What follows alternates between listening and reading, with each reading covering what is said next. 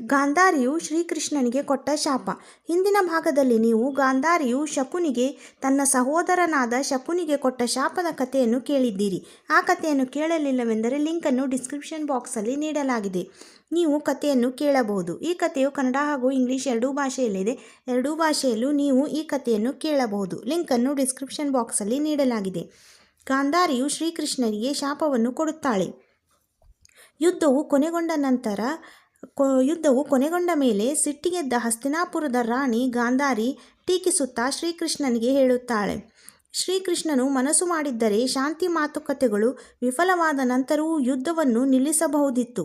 ಅವಳ ಪ್ರಕಾರ ಕೃಷ್ಣನಿಗೆ ಯುದ್ಧದ ಫಲಿತಾಂಶ ಮೊದಲೇ ಗೊತ್ತಿತ್ತು. ಆದಾಗ್ಯೂ ಅವನು ಕೌರವರಿಗೂ ಪಾಂಡವರಿಗೂ ಯುದ್ಧ ನಡೆಯುವಂತೆ ಮಾಡಿದ.